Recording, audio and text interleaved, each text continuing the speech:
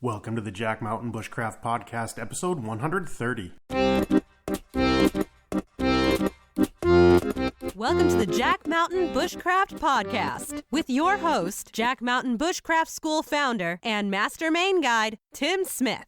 I'm your host, Tim Smith. I'm a registered Master Main Guide and have been a full-time outdoor instructor and guide since founding the Jack Mountain Bushcraft School in 1999. We help people become more skilled, more knowledgeable, more experienced, and more confident in the natural world through our bushcraft and guide training semester programs and multi-week canoe and snowshoe expeditions. You can check out the show notes to all of our podcasts at blog.jackmtn.com. If you're interested in learning more about our college-accredited and GI Bill-approved programs, visit the Jack Mountain Bushcraft School on the web at jackmtn.com. And check out our online network and digital learning academy at bushcraftschool.com. Hello and welcome back to the Jack Mountain Bushcraft Podcast. I'm your host, Tim Smith. We're recording this on the morning of Sunday, September 1st, 2024.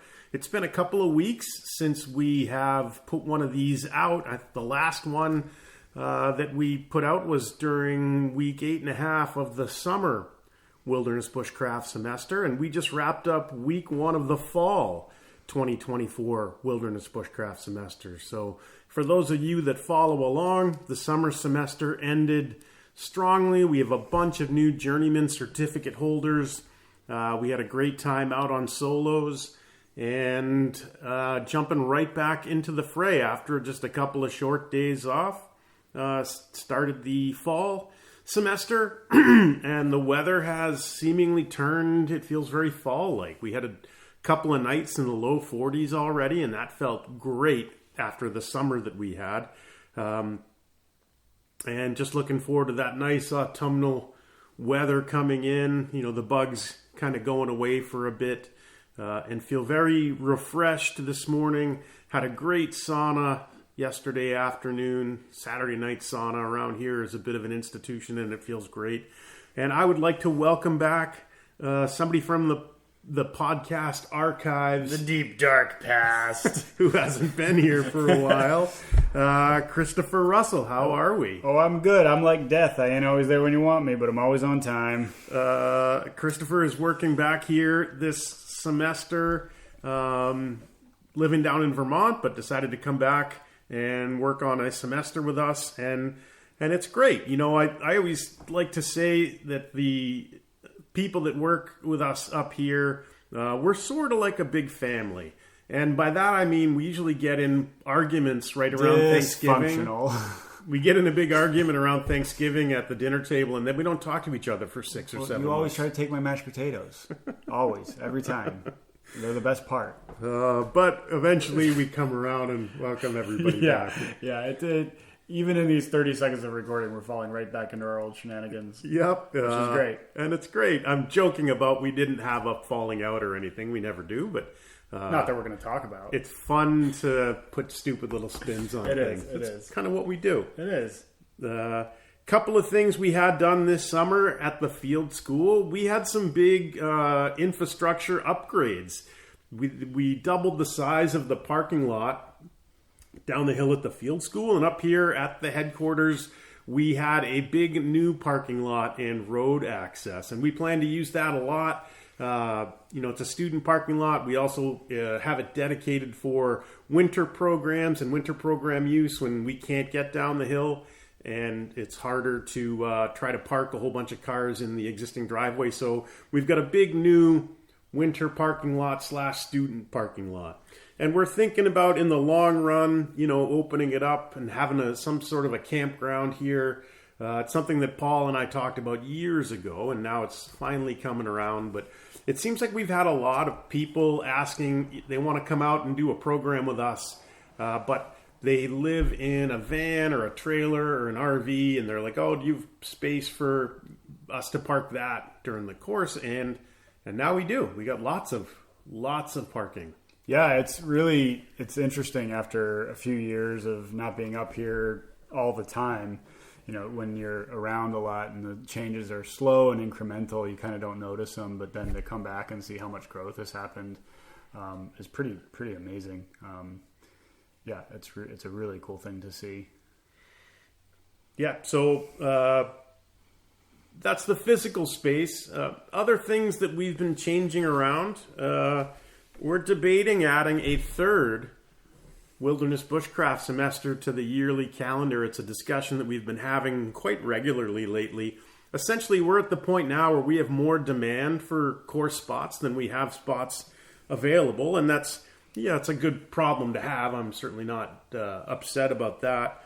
But it continues to grow, and I haven't made a decision on it yet, but it's something that we're definitely playing with because why not? The long courses are the courses that I love to run because I think the amount of growth that people are able to experience as a result of being on a long course is just exponentially larger, than if it's a week long or something like that. So something to keep an eye on, and who knows, maybe we'll have that announcement before too long. We're playing with a few other big things, and we'll probably have a couple more announcements coming out, maybe the next episode. I don't have them all worked out yet, but we'll tease this now that maybe we will have some big announcements for you. Yeah, and I think that was always kind of the dream, right? Like we have a few TAs up here who have been up here since May. Yeah. And I think that was always kind of the dream, was to have something where people could see like a whole year of outdoor living and what that looks like and get into those kind of rhythms. Whenever we talk about plants, you say that the ideal plant course would be 2 years. You'd see everything in all of its stages twice and get to know it.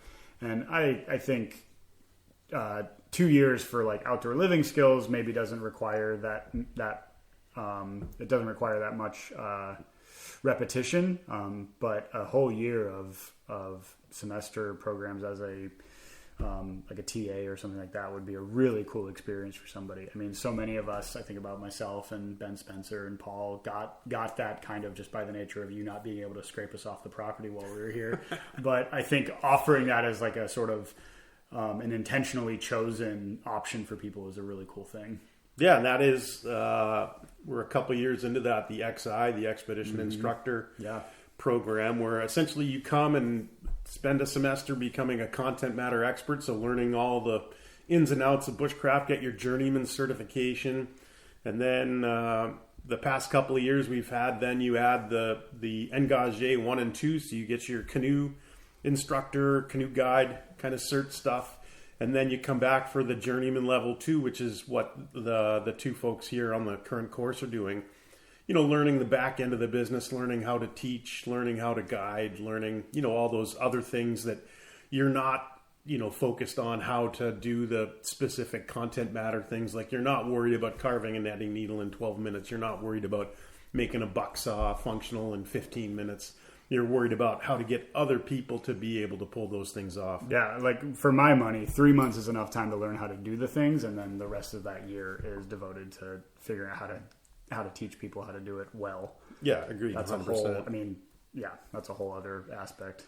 And I think it's slower. I don't think it can happen as quickly. Somebody who's keen and pretty good physically, knows their body, can pick up, some of the knife and axe stuff. Definitely.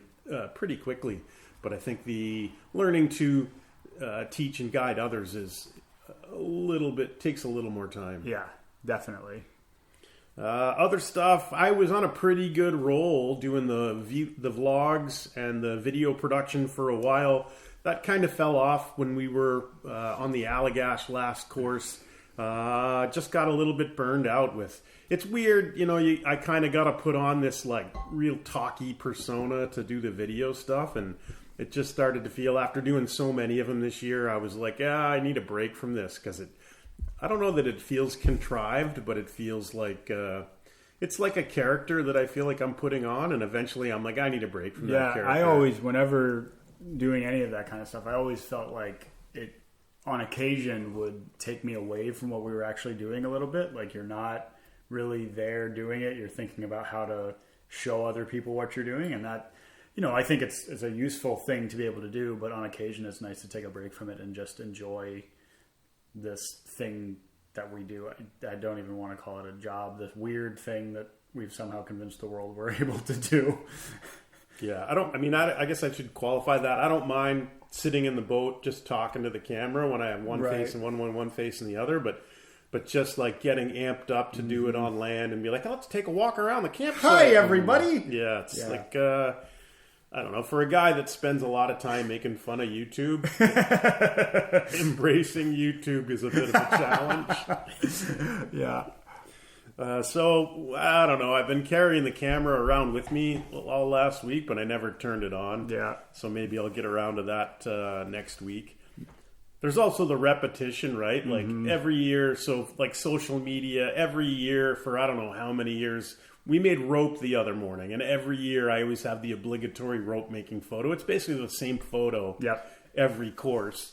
And it's just, I think my caption this time was obligatory rope making photo, right? So I just feel like that repetition, I don't know, maybe people are interested in seeing things, but over and the same thing over and over and over again. Yeah. But I know I probably wouldn't be, and I'm probably not a good like representative sample of people in the audience, so I probably got to get over that. But I don't know. That's always been the kind of the driving force. Like, would I be interested in doing that? Would I be interested in taking the course? Would I be interested in watching that video? And if I'm not, I'm always thinking, maybe nobody else is either. So anyway, we'll see if the video production comes back online. Yeah. Well, I mean, I think if you were to go on to the Jack Mountain social media, you would see that the first pinned thing up there is you irritating me with a silly song. And that seems to be the one that gets the most attention. So silly song? Yeah. So now that I'm back up here, we can just devote all of the social media to irritating each other. And that seems to be what gets us going. Done. Sold.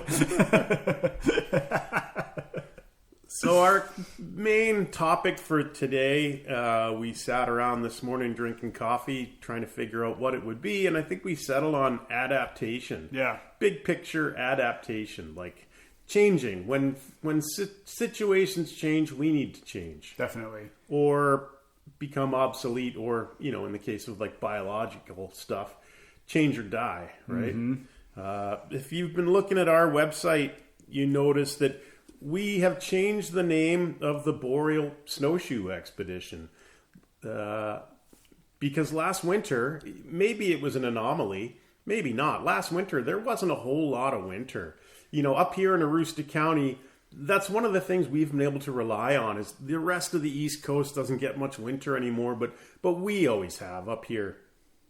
And for example, one of the big drivers of the economy up here in the winter is snowmobile tourism. And usually they can rely on 3 solid months of snowmobile tourism where the trails are groomed and people are coming up from all over. Everybody who has a sled who lives a bit south of here used to be able to ride it around their place, and nowadays not so much. So this was always like, at least we can go up to the county and do it. But this past year, I think usually if it's 3 months, they say last year the snowmobile season was 5 weeks. Yeah.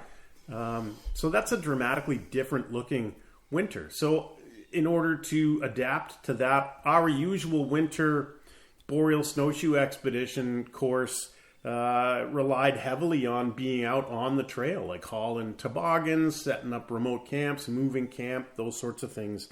And that, depending on the weather and definitely on those courses, like the weather day to day isn't maybe as viable. So we've switched the title. Now we're going to call it the Boreal Winter Survival Instructor Course because it's going to be much more about base camping. We'll still move camp a couple of times, but just the idea, the expectation that we're just going to be out on the trail moving camp each time, each day, the second half of the course maybe isn't quite a reality anymore. Maybe we get lucky and get a real nice stretch of cold, consistent weather. And for those winter courses, that's the best weather. You get those days where it's like a little bit below freezing, but probably no colder than, say, 20 below at night. And then during the day, it doesn't warm up really much above like 5 or 10 degrees Fahrenheit. That's ideal for a winter program, or I should say for our winter program, because the snow stays deep. It doesn't melt. You can haul sleds pretty easily. It's nice. When it's colder than 20 below consistently, weird stuff starts to happen. We don't have a whole lot of mechanical things in our winter stuff. There's not a lot of moving parts, but if there is, that's when moving parts start to break. Yeah. Not much in our world is designed to exist consistently below 20 below. No. And I like to tell the story. One of my kids was little, and it was cold out, and it had been cold for a while, and I was going to get him, put him in the back of the truck. When they were real little, you're putting them in the car seat. So I got the kid in one hand, and I try to open the back door of the truck, and the handle comes off in my hand, and I was like, oh God. So then we got to like go around to the other side and do it more gingerly and, reach the kid across. But yeah, when it's consistently cold, much of our world is not designed to do that. And then the other downside for winter is what happened last year. Number one, if the snow is not very deep, and the snow didn't arrive till real late.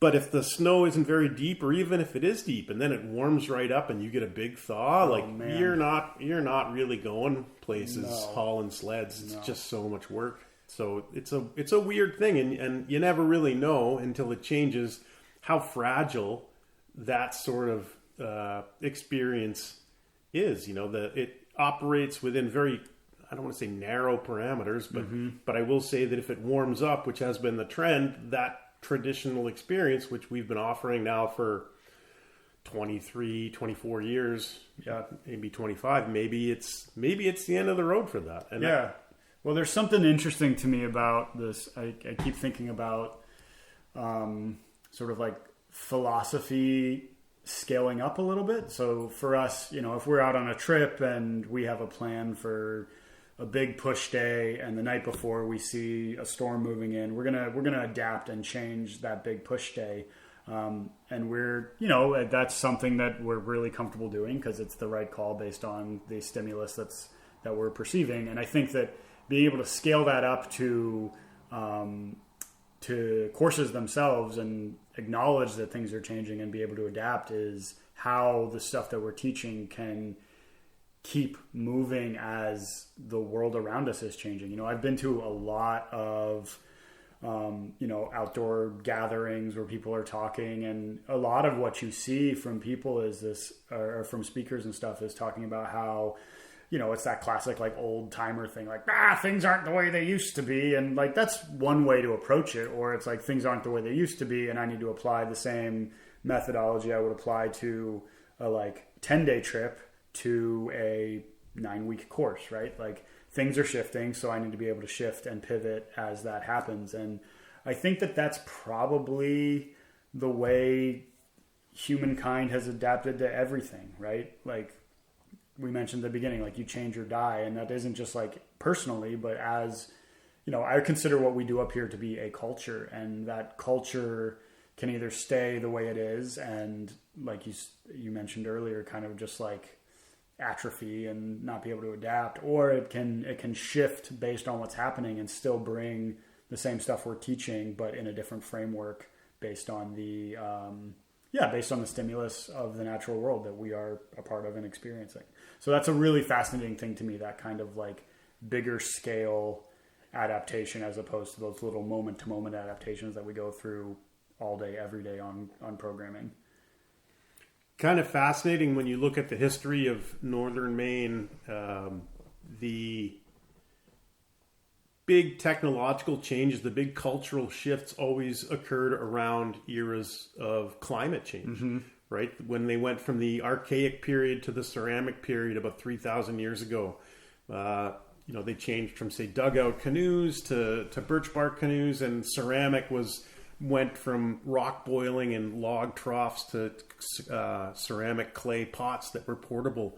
Things changed dramatically. Life changed dramatically. And it was as a result of the changing climate. So it's interesting, as the climate changes now, what are we going to do to people? Do we adapt? Do we change our systems? And, looking around in the bigger picture in the world, I don't see a whole lot of that happening. I just see people kind of whatever digging in. But it was an interesting summer here, very hot, very humid for this part of the world. And then the few times I was able to get out and get a look at a national weather map, it just looked like an oven most places. So seeing how we will adapt ourselves to that is, and I think that fascinating. That that how we adapt is something that is so. We talk a lot about, to go from the big picture adaptation of courses changing to what the smallest thing you can with students that are up here to learn. I think what most students learn when they're up here there is the ability to adapt, right? If we were dogmatic about everything. Everybody would learn one way to do it, and then they would go somewhere else or be in a different ecosystem, et cetera, and it just wouldn't work. And so our mindset has always been about kind of systems and process, rather than like, this is exactly how you do it, so that when students leave here, they're flexible. Because flexibility, if you understand the systems and how to make stuff work on a sort of broad scale, then wherever you go, you can make stuff work. You know, we have a student here this semester from Oklahoma, and the ecology is very different in Oklahoma than it is here, but with the kind of I can't even think of the right word for it, but I think in the very simple way that we explain how processes work means that can be laid over a different ecology very quickly, and that adaptation can happen. And so I think that adaptation has always been a part of what we do up here, and the seeing us change that with programming is just it even more says that is the heart of it, right? That we're going to adapt programming based on external stimulus rather than keep trying to do the same thing. And it's a nice thing to see happen, because it means that sort of little philosophy scales up, and that's cool to me. Definitely cool. If you've ever been up here, something that you would have seen the other day that I don't think we've ever seen here, we had an organized, speaking of adaptations, we had an organized yoga class the other day. Sam... And speaking of flexibility. Sam is here, has been here since May 1st, and yoga instructor. So we had a bunch of people out in the quad doing yoga the other afternoon. Mm-hmm. And I think it's great. You know, bodies take a beating up here. Yeah. And adding that little component of wellness a couple of times a week to really listen to your body and stretch muscles out that are getting tight. I don't know. I certainly enjoyed it. It was a blast. And now I've got to go online and buy a whole bunch. I need at least 11 different pairs of yoga pants. I'm not wearing anything else ever. I take that back. I'll wear like a shirt and stuff, but I mean, from the waist down, yoga pants are me now. Well, with my sort of dairy-based diet, I'm going to try to figure out how to make yogurt pants work. I haven't worked it out, but I am going to have a pair of yogurt pants by the end of this semester. So I was actually wearing the Jack Mountain Expedition trousers for the initial yoga class, which is a pair of really bad, like Walmart sweatpants. But I took some orange duct tape and I wrote yoga pants in big letters across the butt of them, just in case anybody was going to question me if I didn't have the right uniform for the job. Maybe that's what it is. Maybe it's just a pair of sweatpants with yogurt written on the butt. A pair of what pants? Sweatpants. No, Jack Mountain Expedition trousers. You're right. I've been gone too long. Jack Mountain Expedition trousers with yogurt written across the butt. Yeah. That's going to happen. That'll be our next social media photo. There we go. We should make that one this week. Okay. Well, I guess I don't have a whole lot else today. It's good to be back. It's good to be talking to you all out in podcast land again. And it is especially good to be ribbing Mr. Tim Smith over and over. So we'll be doing that. We'll be doing that a bunch on this semester, I promise. Right on. Well, Thank you very much for spending this time with us. You've wasted this much time of your life, and you'll never get it back. You'll never get it back. So hopefully you... But you can adapt to that and never listen to us again. Or hopefully you were doing something... this was just on in the background. Have a good one, folks. Take care. Bye-bye.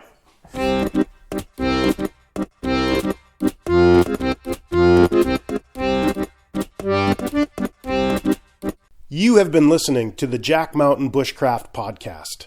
For more information on our professional wilderness guide training programs that are college accredited and GI Bill approved, visit us on the web at jackmtn.com.